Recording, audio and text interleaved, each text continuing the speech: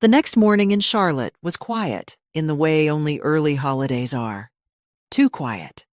The house was still asleep, the kind of silence that feels heavier after something loud and ugly has happened the night before.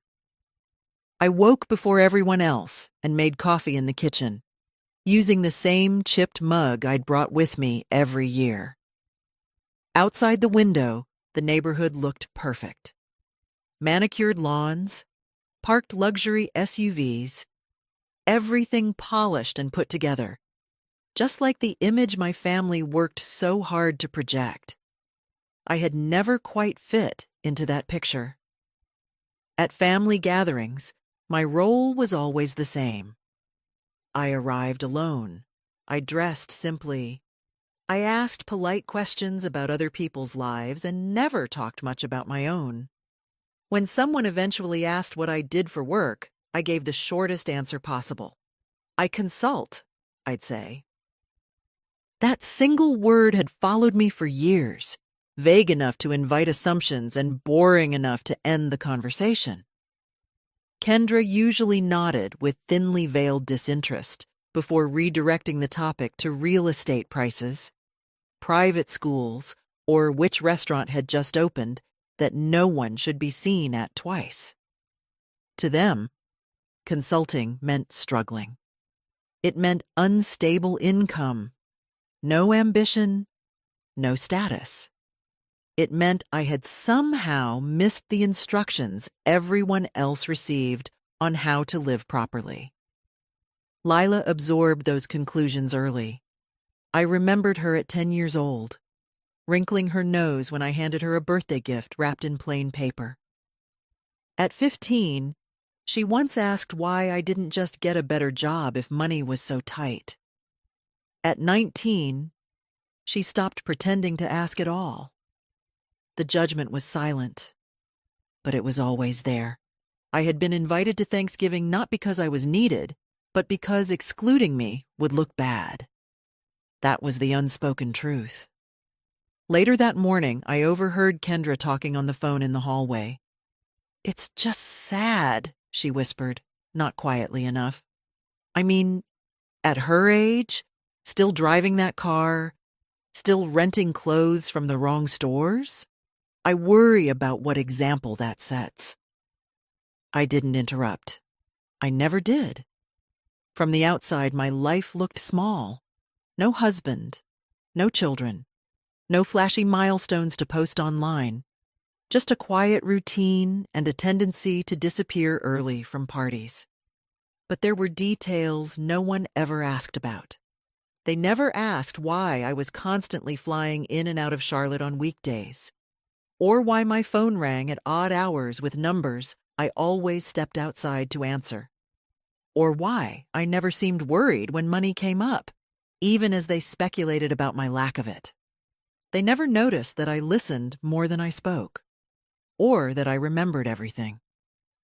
By the time the family began to wake up and the house filled again with noise, I had already packed my bag. I left a note on the counter thanking them for dinner and wishing everyone a safe holiday.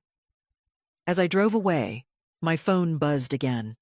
Another notification, another clip, another stranger laughing. They were all so confident they understood who I was. What none of them realized was that the version of me they had dismissed for years was carefully constructed. And once you choose to let people believe a lie about you, you also choose the moment when the truth will finally matter. That moment was closer than they thought. The truth is, the distance between me and my family didn't begin with a viral video. It started years earlier, the moment my brother Daniel brought Kendra home for the first time. I remember that dinner clearly. She arrived late, wearing heels she couldn't walk in, and a smile that never quite reached her eyes. She scanned my apartment before she even said hello, taking inventory of the furniture, the books, the view from the window. By the end of the night, she knew exactly where she ranked everyone in the room. Daniel was in love. Blindly so. I could see it in the way he laughed too loudly at her jokes and agreed with everything she said. When she spoke about success, image, and being seen, he nodded like those were truths he had simply forgotten until she reminded him. After they married, family gatherings changed. Conversations became competitions. Vacations turned into performances. Every achievement had to be visible. Every purchase had to be justified by its price tag. If something couldn't be shown, it didn't count. I learned quickly where I stood. Kendra never insulted me outright. She didn't need to. Her disappointment was subtle, delivered through concerned looks and well-meaning advice. "You know, Eleanor," she once said over brunch, "it's never too late to reinvent yourself." Daniel didn't stop her. He rarely did. When Lila was born, I watched the cycle begin again. She was surrounded by labels before she could walk. Designer blankets, curated photos, a future carefully shaped around appearances. I loved her anyway. When she was small, she liked sitting beside me on the floor, flipping through books and asking questions that had nothing to do with money.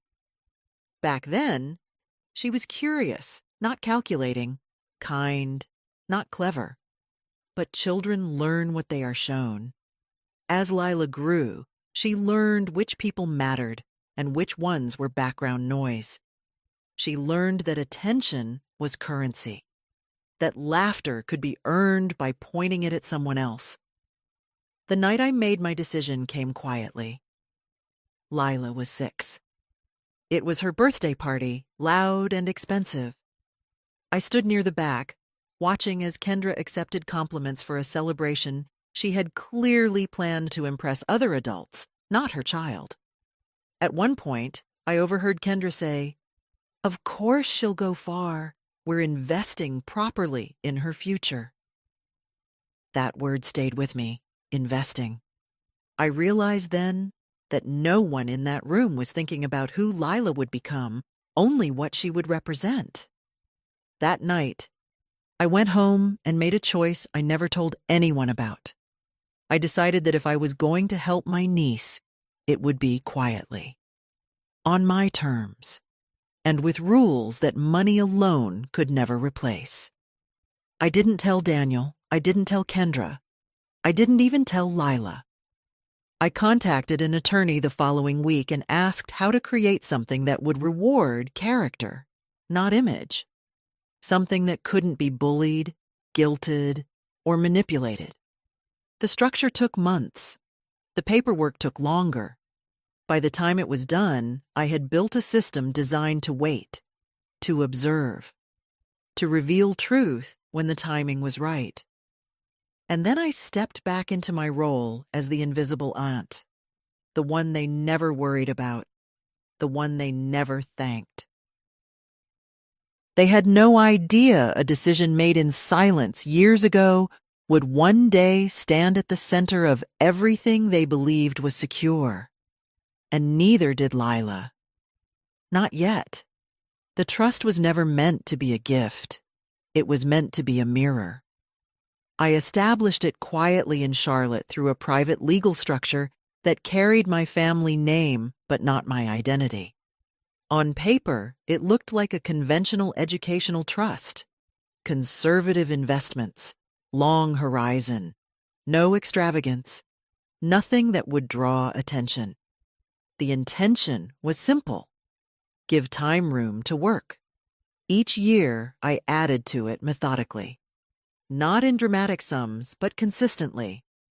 The kind of consistency that compounds not just money, but intention. I wanted the fund to grow alongside Lila, to mature as she did, to be there when she reached an age where choices mattered more than potential. No one in my family ever asked where the scholarships came from, or how certain doors always seemed to open at just the right moment. They were comfortable believing that everything they had was self-made, earned through taste and effort. I let them. The most important part of the trust was not the amount. It was the clause. I asked the attorney to write it in plain language. No loopholes, no ambiguity, no room for interpretation shaped by emotion. The beneficiary must demonstrate consistent behavior, reflecting integrity, kindness, and respect for others. Public conduct materially inconsistent with these values would trigger a review. The trustee would have sole discretion to act. It was not a punishment clause. It was a values clause.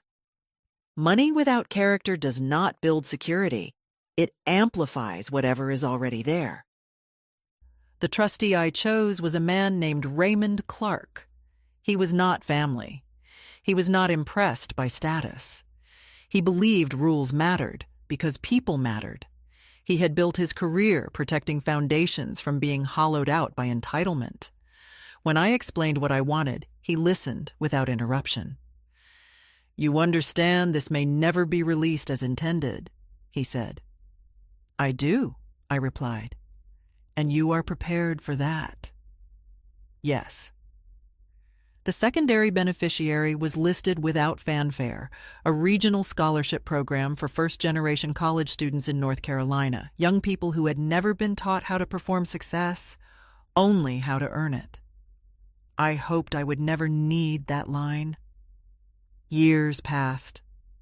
Lila grew older, smarter, sharper, more aware of cameras and audiences. The kindness I remembered from her childhood thinned and hardened into performance.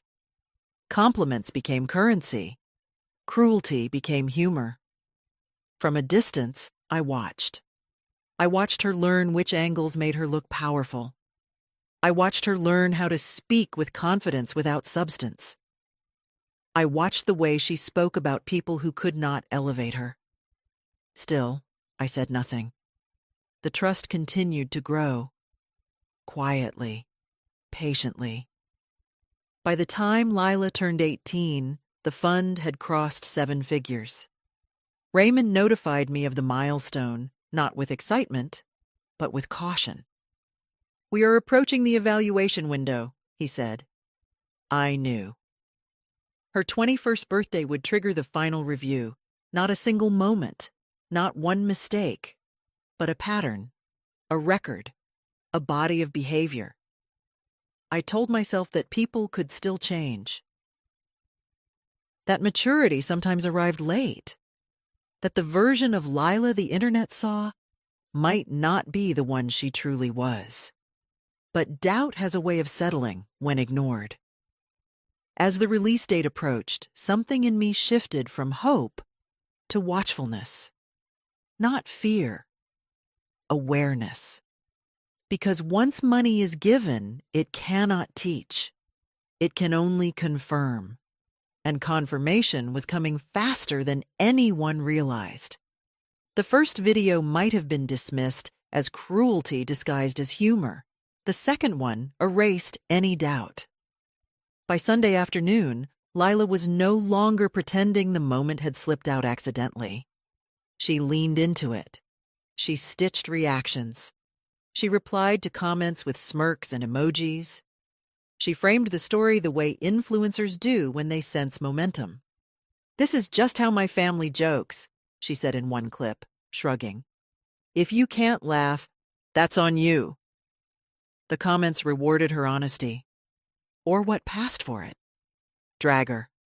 She deserves it. Not everyone can keep up. She liked those the most. By Monday morning, the narrative had solidified. I wasn't a person. I was a character. The poor aunt. The cautionary tale. The punchline that made her look sharper by comparison. I didn't respond. Silence, after all, is invisible online. And invisibility has its uses. Raymond Clark called me that afternoon. "I assume you've seen the additional posts," he said. "Yes." There was a pause on the line, the kind that signals a shift from observation to action. "This is no longer a single incident," he continued. "It's a pattern. Public, deliberate, monetized.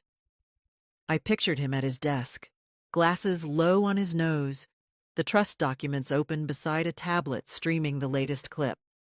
He was not a man who reacted quickly, but he was a man who recognized thresholds. "She's scheduled brand meetings now," he added.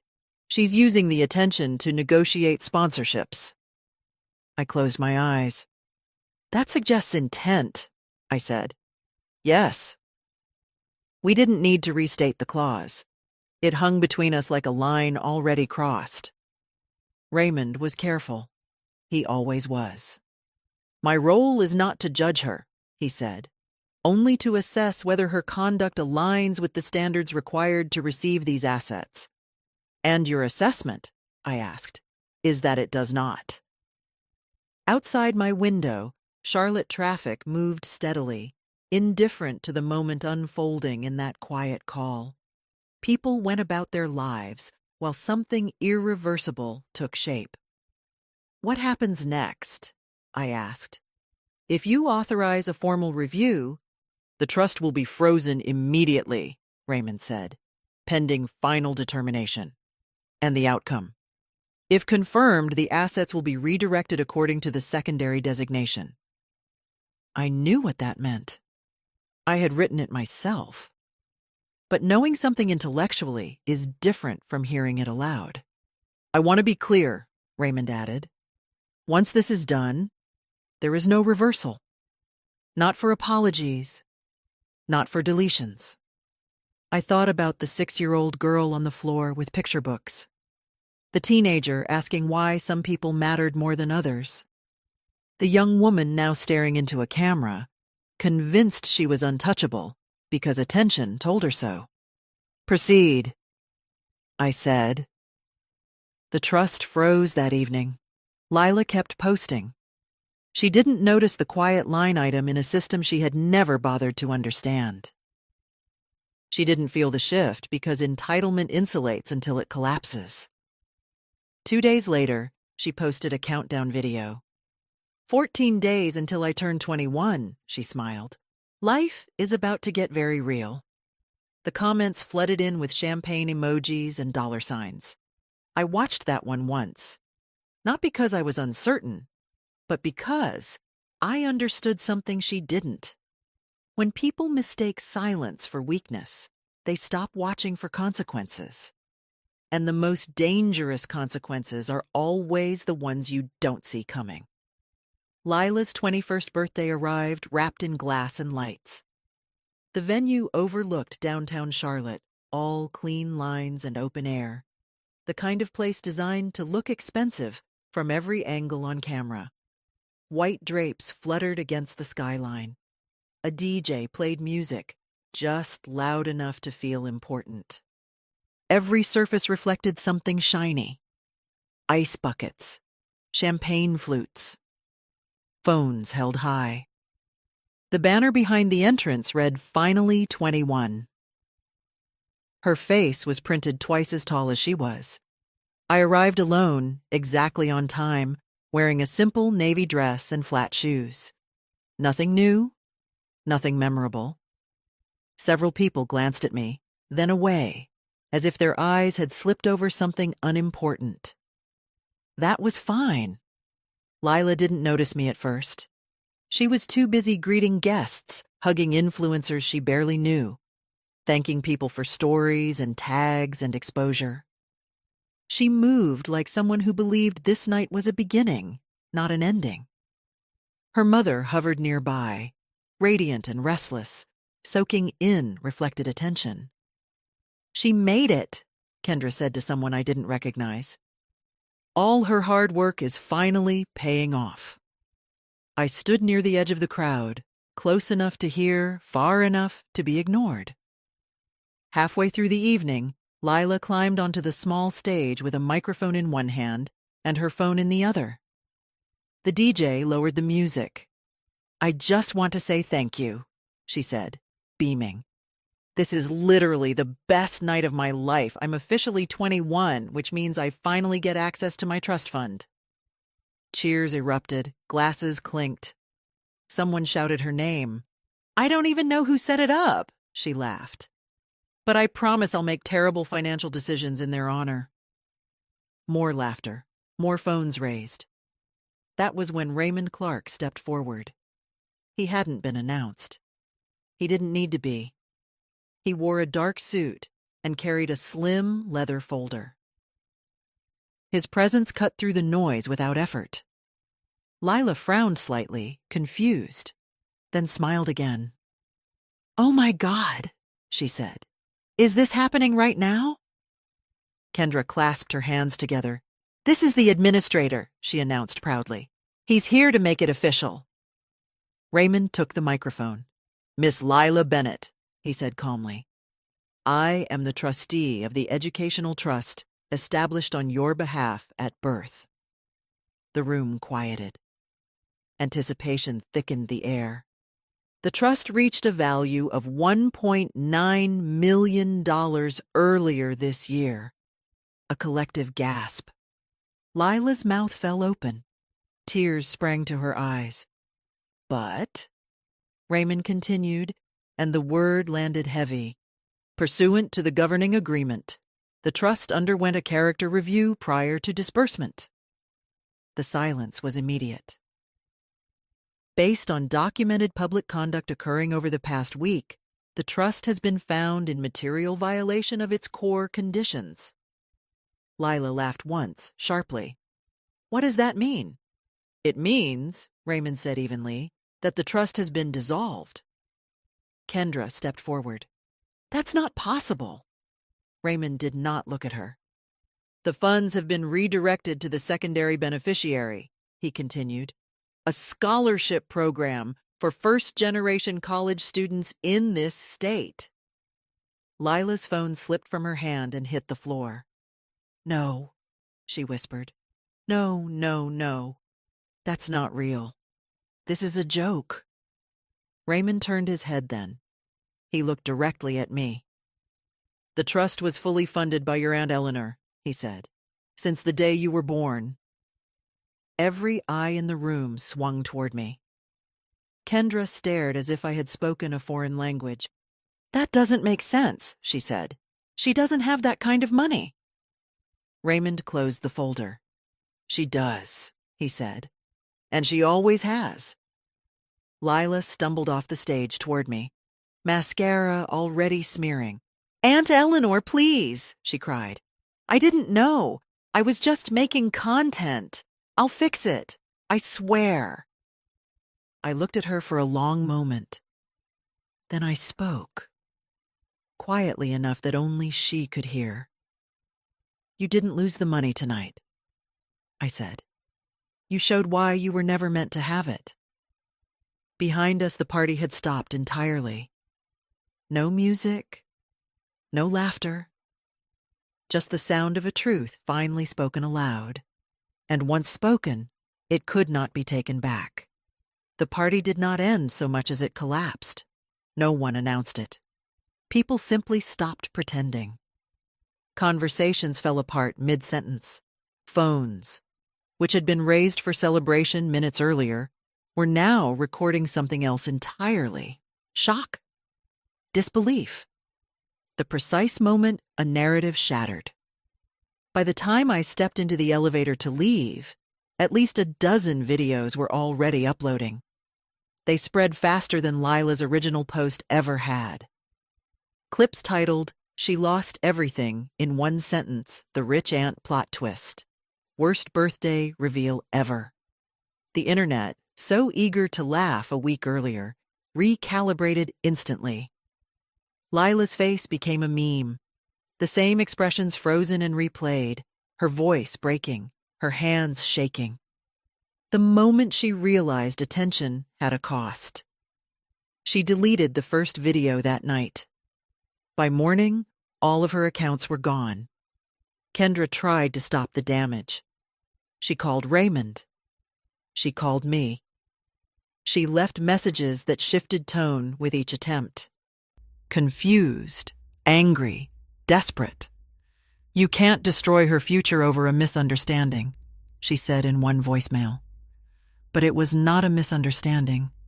It was a record. 2 days later, Daniel asked to meet me. We sat in a quiet cafe not far from where we used to study as kids. He looked older than I remembered. Smaller. "I didn't know," he said immediately. "About the money, about the trust." I nodded. "But you knew how they treated me." He didn't answer. Then I told him the second truth, the one no one was prepared for. The trust was only one part of what I had done. The prep school tuition Lila attended, covered by a grant I created under a different name. The summer programs. The apartment she moved into at 19. The car she drove to campus. All quietly funded. All conditional. All invisible. Daniel stared at his hands. "She thought it was us," he said. "I know," I replied. "That was the problem. The scholarship fund received the transfer within a week. Raymond sent me the confirmation without commentary. 14 students were selected for the first round. Young people with transcripts marked by effort, not entitlement. Lila retreated from public life entirely. No statements, no apologies, just absence. In some ways, that absence spoke louder than anything she could have posted. A month later, I left Charlotte. Not out of bitterness, out of clarity. I took a short-term lease in a quieter city where no one knew my name or my history, where I could walk unnoticed and unjudged, the way I always had. One evening, as I sat on a balcony watching the lights come on below, my phone buzzed. A message from an unknown number. It was from one of the scholarship recipients. She wrote that she had been accepted to a program she never thought possible. That she didn't know who had made it happen, only that she intended to make it matter. I closed my eyes and breathed. Lila had believed her story was about exposure. She was wrong. It was about investment. And who deserves it? The cruel irony was this. She had been standing on a foundation built quietly for her benefit. And she never once thought to ask who laid the ground beneath her feet. By the time she realized, it was already supporting someone else. I am sitting in my living room now, far from Charlotte, wrapped in a soft sweater that cost less than a dinner entree at the party Lila once believed defined her worth. The room is quiet. No cameras, no audience. Just space to think. People often assume that power announces itself, that wealth demands visibility, that success needs witnesses to exist. I once believed that too, before life taught me otherwise. What happened to Lila was not revenge. It was not humiliation. It was alignment. The moment when values met consequences without apology. I never wanted to hurt her. I wanted her to understand something deeper than money. That character is not something you perform when it benefits you. It is something you live when no one is watching. The funds now support students who have never mocked anyone for attention. Students who understand that dignity is not a brand. Their futures are unfolding quietly, without hashtags, and that feels right. As for my family, time will decide what heals and what does not. Some silences are protective. Some are final. I no longer feel obligated to explain which is which. I still live simply. I still drive an unremarkable car. I still wear clothes that feel like myself. None of that changed. What changed was the illusion. The illusion that loud people are powerful. The illusion that kindness is weakness. The illusion that money belongs to those who demand it most. Here are the 5 lessons this story taught me, and I hope they stay with you too. First, never underestimate people who live quietly. Silence is often a choice, not a limitation. Second, Character matters more than image. What you do when you think no one important is watching is who you truly are. Third, money does not create values, it amplifies them. Fourth, respect is worth more than attention. Clout fades, integrity compounds. Fifth, the ground you stand on may have been built by someone you dismissed. If this story made you pause, take a moment with it. What lesson did you take from this journey? And what city are you watching from right now? Like, share, and comment to join the conversation.